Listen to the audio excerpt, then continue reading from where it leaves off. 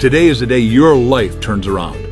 Whether you know it or not, this message you're about to hear has magical quality about it. It seems that everyone who's heard it has had something profound happen in his or her life, something great. It seems to come into people's lives at just the right time. However you came across this message, it has found you. I'm certainly grateful it found me. You may not have heard my voice before, but by the end of this story, I know you'll know who I am. You see, human potential can happen at any time. I can just give you my experience and hope it's something that you can hook on to. Many years ago, I was in a desperate situation. All of a sudden, everything I believed in, I thought was false. Each and every one of us goes through that kind of stuff. I was in what I thought was a successful business one day, and the next day, because of the economy as far as I was concerned, I was wiped out. I fell out of the sky and went bankrupt.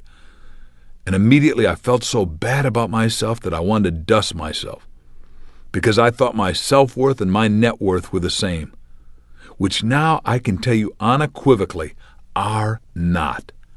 I came to the realization that I was trying to be someone else and not myself. I wanted to do everything, but I didn't know who I was or what life was even about. I'd lost my true sense of purpose. I was too young, too inexperienced, too unseasoned. I felt upside down. I had a double master's degree and went out to unload toilet paper off a railroad car for $2.14 an hour. My self-esteem, if our grading on a scale of 1 to 10, was at a -2 or even 3. It was just a short time after working there that I remembered a very special message I once heard that had just wowed my soul. I searched desperately for the cassette that a friend had once given me. Matter of fact, it is the same message you're going to hear shortly. I found the tape, sat back, listened to it again and again, and slowly my attitude shifted.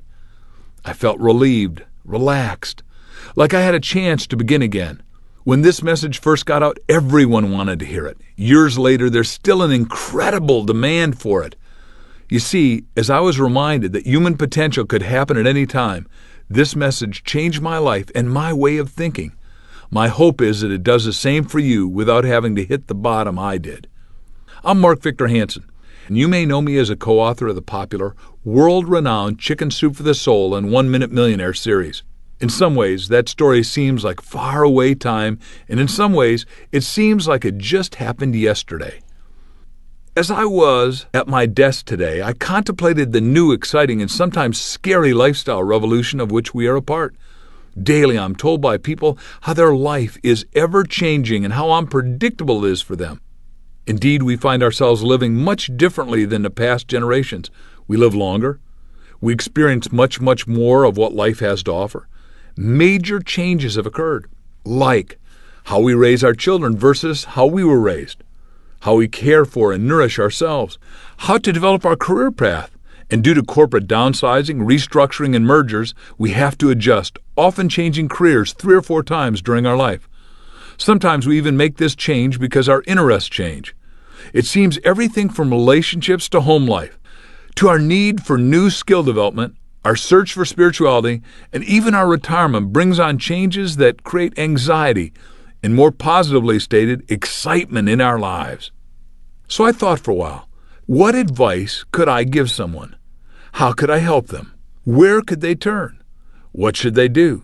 And then it came to me. I recalled the message that for decades has held the secret of transforming life itself.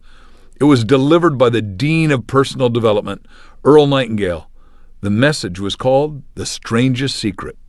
Now, Earl was no ordinary man. Rather, he was a man of creative genius, a world-renowned author and speaker, a man with enormous scope and knowledge. He was literally a man who inspired everyone who came in contact with him. On December 7th, 1941, Earl was at Pearl Harbor, in a lookout tower on a battleship Arizona. 1,000 men died in the Arizona. Earl was one of only 100 who survived. After the war, Earl worked in the radio industry in both Phoenix and Chicago. He also owned his own insurance business. In 1956, he recorded a message for his insurance sales force. That message, The Strangest Secret, is what has become one of the most famous recordings ever made. The Strangest Secret has sold millions of copies and is the only gold record ever achieved within a spoken word industry. Its message is simple yet profound and powerful. The Strangest Secret inspired so many people throughout the world that it is actually credited for launching the spoken word industry. For the next few moments, I invite you to sit back and relax. However, be prepared to have something deep inside of you get exposed, stirred, enriched. This could be the discovery that enables you to do literally everything and anything you wish to do smoothly and creatively for the rest of your life. Over the years, this discovery has been shared with anyone who would listen, and tremendous transformations have taken place for those who have followed the simple steps contained within this 30-minute message.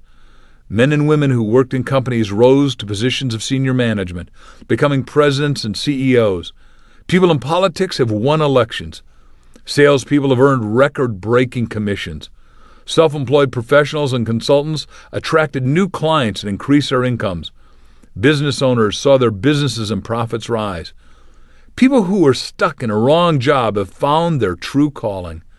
Those who dreamt of being their own boss discovered the springboard that led to their success. But the position, money, and visible signs of success were only a small part of what these people really gained.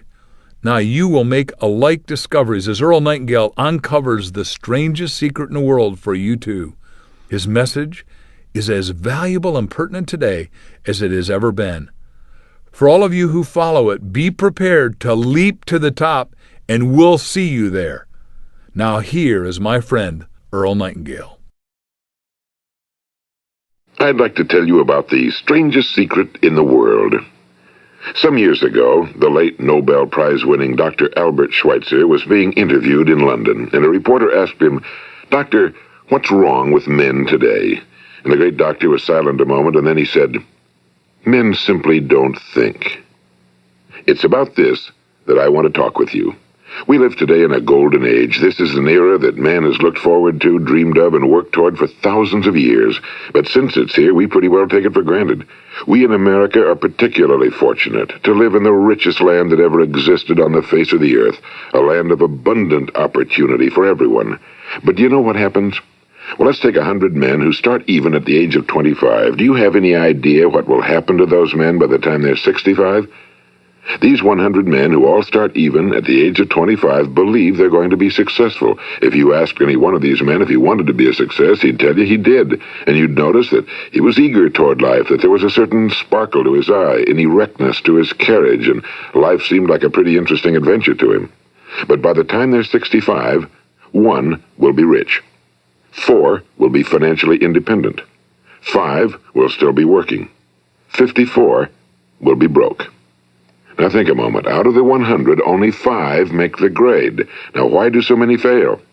What has happened to the sparkle that was there when they were 25? What's become of the dreams, the hopes, the plans? And why is there such a large disparity between what these men intended to do and what they actually accomplished? When we say about 5% achieve success, we have to define success. And here's the best definition I've ever been able to find. Success is the progressive realization of a worthy ideal. If a man is working toward a predetermined goal and knows where he's going, that man is a success. If he's not doing that, he's a failure. Success is the progressive realization of a worthy ideal. Rollo May, the distinguished psychiatrist, wrote a wonderful book called Man's Search for Himself. And in this book he says, the opposite of courage in our society is not cowardice. It is conformity. And there you have the trouble today. It's conformity, people acting like everyone else without knowing why, without knowing where they're going. Now think of it. In America right now, there are over 18 million people 65 years of age and older.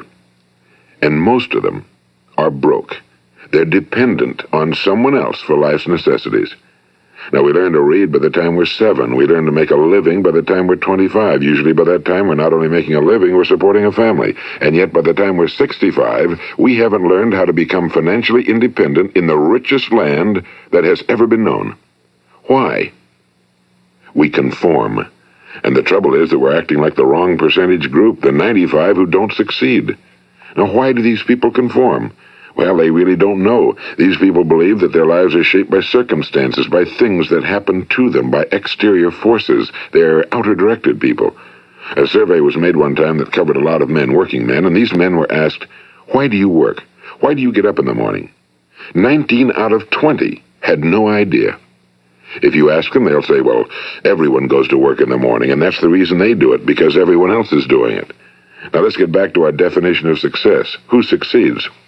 The only person who succeeds is the person who is progressively realizing a worthy ideal.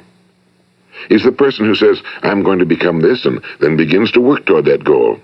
I'll tell you who the successful people are. A success is the school teacher who's teaching school because that's what he or she wants to do. The success is the woman who's a wife and mother because she wanted to become a wife and mother and is doing a good job of it.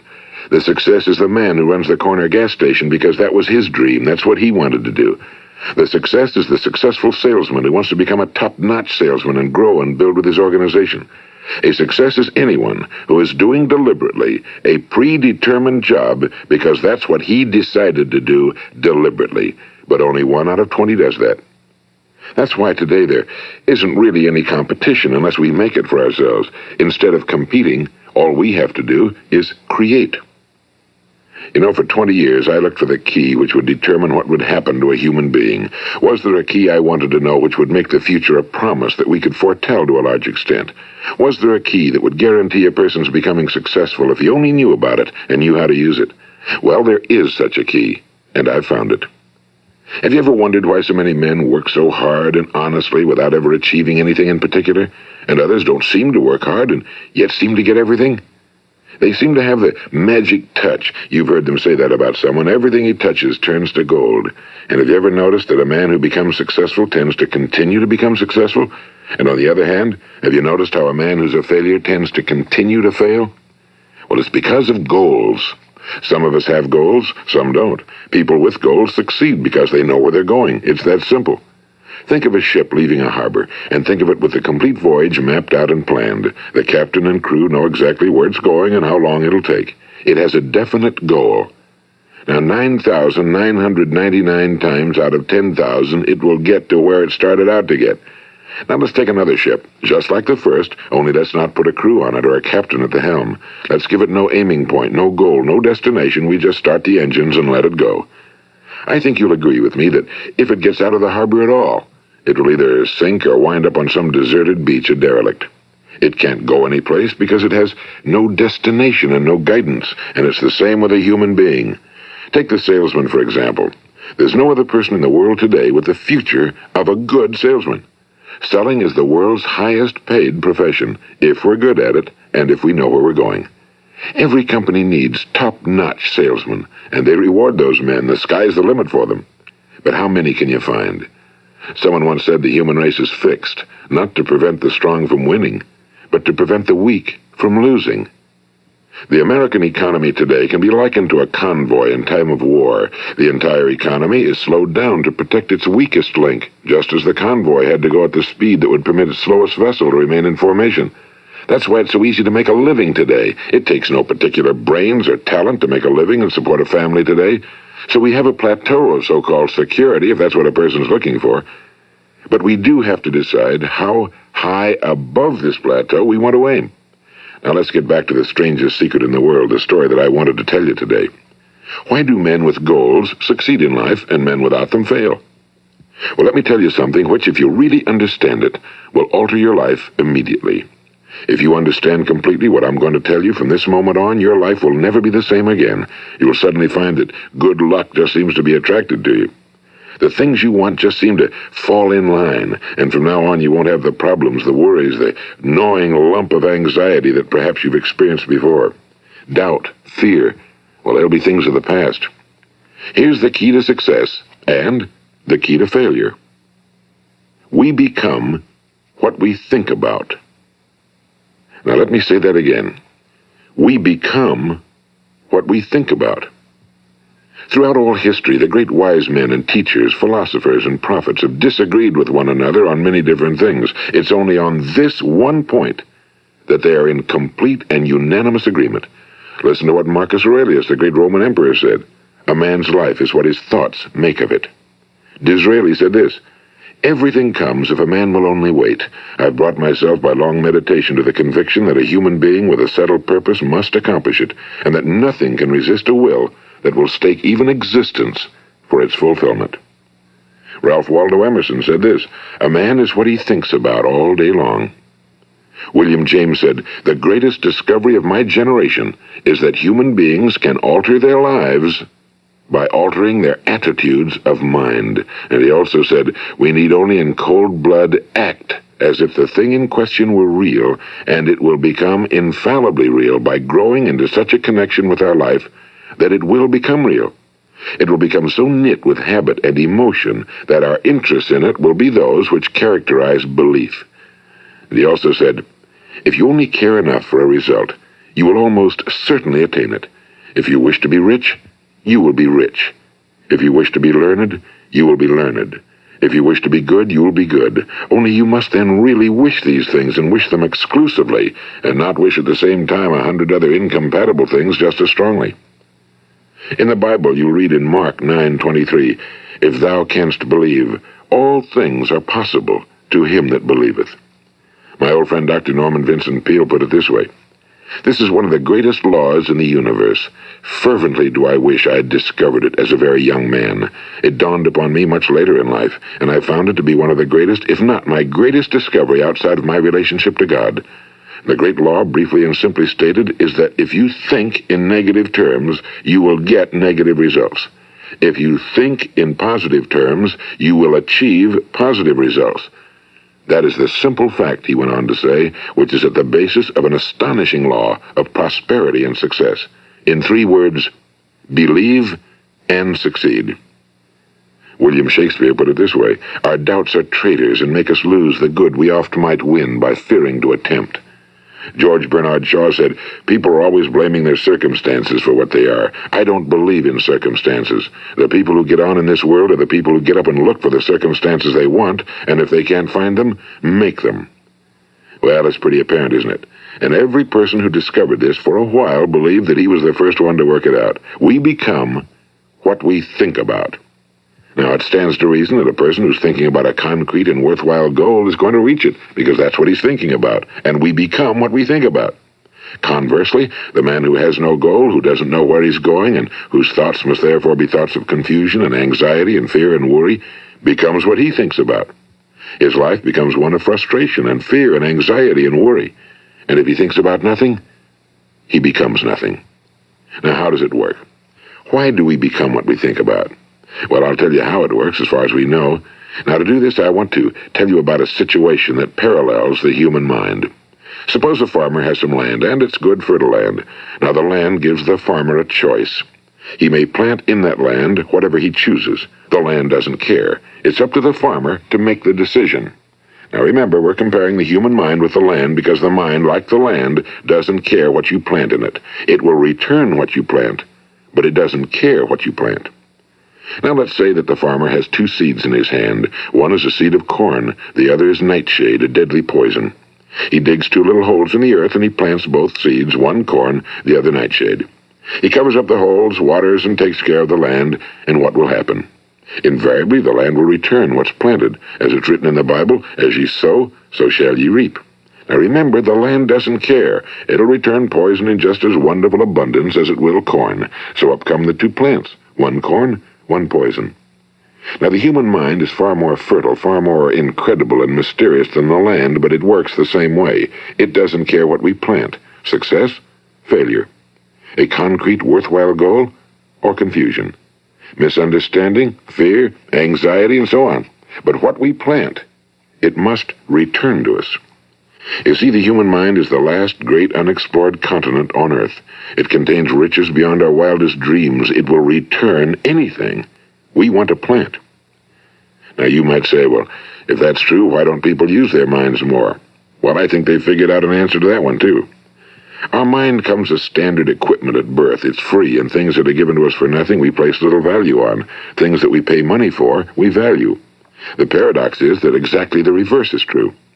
Everything that's really worthwhile in life came to us free. Our minds, our souls, our bodies, our hopes, our dreams, our ambitions, our intelligence, our love of family and children and friends and country, all these priceless possessions are free. But the things that cost us money are actually very cheap and can be replaced at any time. A good man can be completely wiped out and make another fortune. He can do that several times. Even if our home burns down, we can rebuild it. But the things we got for nothing, we can never replace. The human mind isn't used because we take it for granted. Familiarity breeds contempt. It can do any kind of job we assign to it, but generally speaking, we use it for little jobs instead of big, important ones. Universities have proved that most of us are operating on about 10% or less of our abilities. So decide now, what is it you want? Plant your goal in your mind. It's the most important decision you'll ever make in your entire life. What is it you want? Do you want to be an outstanding salesman? A better worker at your particular job? Do you want to go places in your company? In your community? Do you want to get rich? All you've got to do is plant that seed in your mind, care for it, work steadily toward your goal, and it will become a reality. It not only will, there's no way that it cannot. You see, that's a law, like the laws of Sir Isaac Newton, the laws of gravity. If you get on top of a building and jump off, you'll always go down, you'll never go up, and it's the same with all the other laws of nature. They always work. They're inflexible. Think about your goal in a relaxed, positive way. Picture yourself in your mind's eye as having already achieved this goal. See yourself doing the things you will be doing when you've reached your goal. Ours has been called the phenobarbital age, the age of ulcers and nervous breakdowns and tranquilizers. At a time when medical research has raised us to a new plateau of good health and longevity, far too many of us worry ourselves into an early grave trying to cope with things in our own little personal ways without learning a few great laws that will take care of everything for us. These things we bring on ourselves through our habitual way of thinking. Every one of us is the sum total of his own thoughts. He is where he is because that's exactly where he really wants to be, whether he'll admit that or not. Each of us must live off the fruit of his thoughts in the future, because what you think today and tomorrow, next month and next year, will mold your life and determine your future. You're guided by your mind. I remember one time I was driving through eastern Arizona and I saw one of those giant earth-moving machines roaring along the road at about 35 miles an hour with what looked like 30 tons of dirt in it. A tremendous, incredible machine, and there was a little man perched way up on top with the wheel in his hands guiding it. And as I drove along, I was struck by the similarity of that machine to the human mind. Just suppose you're sitting at the controls of such a vast source of energy. Are you going to sit back and fold your arms and let it run itself into a ditch? Or are you going to keep both hands firmly on the wheel and control and direct this power to a specific, worthwhile purpose? It's up to you. You're in the driver's seat. You see, the very law that gives us success is a two-edged sword. We must control our thinking. The same rule that can lead a man to a life of success, wealth, happiness, and all the things he ever dreamed of for himself and his family. That very same law can lead him into the gutter. It's all in how he uses it, for good or for bad. This is the strangest secret in the world. Now, why do I say it's strange, and why do I call it a secret? Actually, it isn't a secret at all. It was first promulgated by some of the earliest wise men, and it appears again and again throughout the Bible, but very few people have learned it, understand it.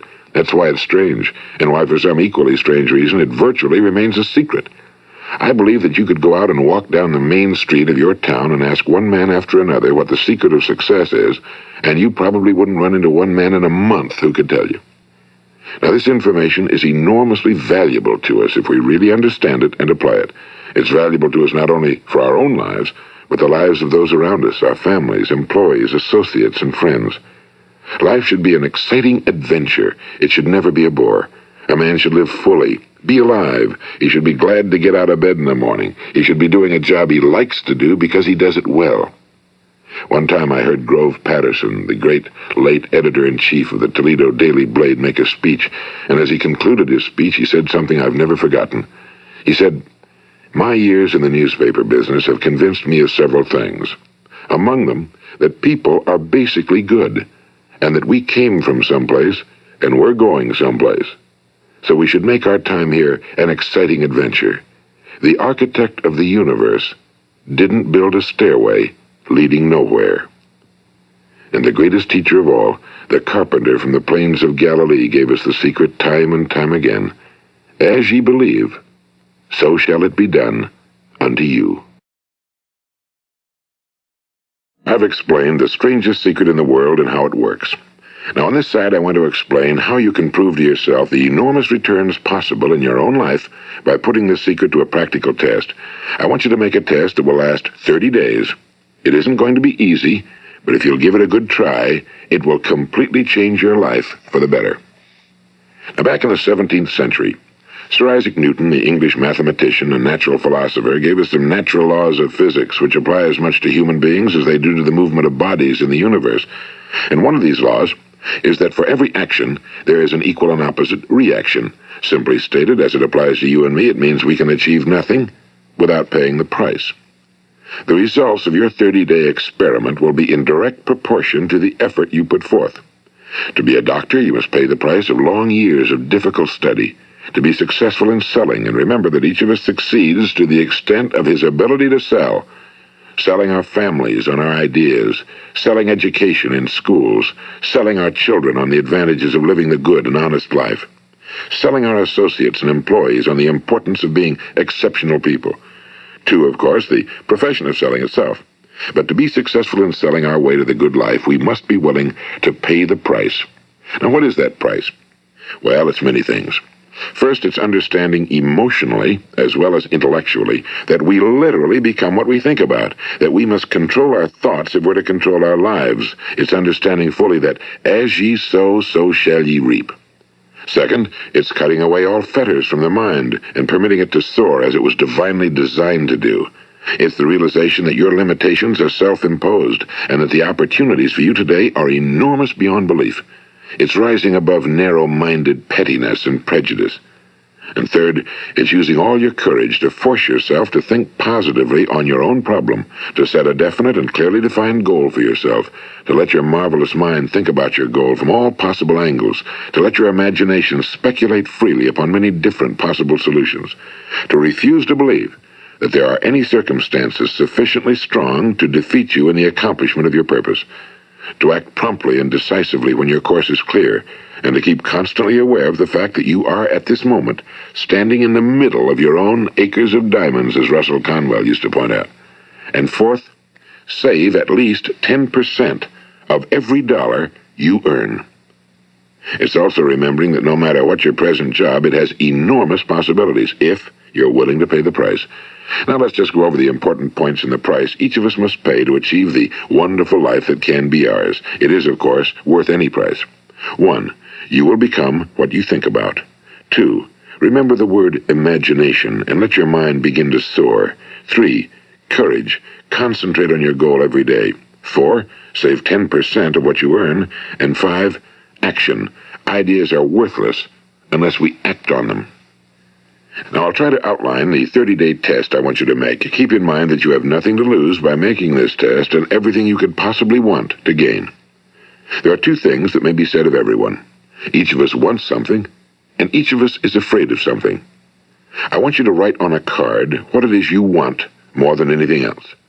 It may be more money. Perhaps you'd like to double your income or make a specific amount of money. It may be a beautiful home. It may be success at your job. It may be a particular position in life. It could be a more harmonious family. Each of us wants something. Now write down on your card specifically what it is you want. Make sure it's a single goal and clearly defined. You needn't show it to anyone, but carry it with you so that you can look at it several times a day. Think about it in a cheerful, relaxed, positive way each morning when you get up, and immediately you have something to work for, something to get out of bed for, something to live for. Look at it every chance you get during the day and just before going to bed at night. And as you look at it, remember that you must become what you think about, and since you're thinking about your goal, you realize that soon it will be yours. In fact, it's yours really the moment you write it down and begin to think about it. Look at the abundance all around you as you go about your daily business. You have as much right to this abundance as any other living creature. It's yours for the asking. Now we come to the difficult part. Difficult because it means the formation of what is probably a brand new habit, and new habits are not easily formed. Once formed, however, it will follow you for the rest of your life. Stop thinking about what it is you fear. Each time a fearful or negative thought comes into your consciousness, replace it with a mental picture of your positive and worthwhile goal. And there'll come times when you'll feel like giving up. It's easier for a human being to think negatively than positively. That's why only 5% are successful. You must begin now to place yourself in that group. For 30 days, you must take control of your mind. It will think about only what you permit it to think about. Each day for this 30-day test, do more than you have to do. In addition to maintaining a cheerful, positive outlook, give of yourself more than you've ever done before. Do this knowing that your returns in life must be in direct proportion to what you give. The moment you decide on a goal to work toward, you're immediately a successful person. You are then in that rare and successful category of people who know where they're going. Out of every 100 people, you belong to the top 5. Don't concern yourself too much with how you're going to achieve your goal. Leave that completely to a power greater than yourself. All you have to do is know where you're going. The answers will come to you of their own accord and at the right time. Remember these words from the Sermon on the Mount, and remember them well. Keep them constantly before you this month of your test. Ask, and it shall be given you. Seek, and ye shall find. Knock, and it shall be opened unto you. For every one that asketh receiveth, and he that seeketh findeth, and to him that knocketh it shall be opened. It's as marvelous and as simple as that. In fact, it's so simple that in our seemingly complicated world, it's difficult for an adult to understand that all he needs is a purpose and faith. For 30 days, do your very best. If you're a salesman, go at it as you've never done before, not in a hectic fashion, but with the calm, cheerful assurance that time well spent will give you the abundance in return you deserve and want. If you're a homemaker, devote your 30-day test to completely giving of yourself without thinking about receiving anything in return, and you'll be amazed at the difference it makes in your life. No matter what your job, do it as you've never done it before for 30 days. And if you've kept your goal before you every day, you'll wonder and marvel at this new life you've found. Dorothea Brand, the outstanding editor and writer, discovered it for herself and tells about it in her fine book, Wake Up and Live. Her entire philosophy is reduced to the words, act as though it were impossible to fail. She made her own test with sincerity and faith, and her entire life was changed to one of overwhelming success. Now, you make your test for 30 full days. Don't start your test until you've made up your mind to stick with it. You see, by being persistent, you're demonstrating faith. Persistence is simply another word for faith. If you didn't have faith, you'd never persist.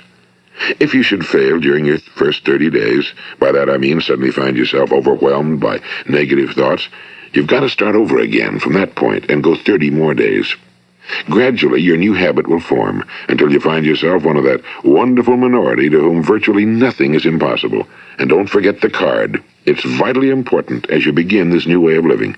On one side of the card, write your goal, whatever it may be. On the other side, write the words we've quoted from the Sermon on the Mount. Ask, and it shall be given you. Seek, and ye shall find. Knock, and it shall be opened unto you. Nothing great was ever accomplished without inspiration. See that during these crucial first 30 days, your own inspiration is kept at a peak. And above all, don't worry.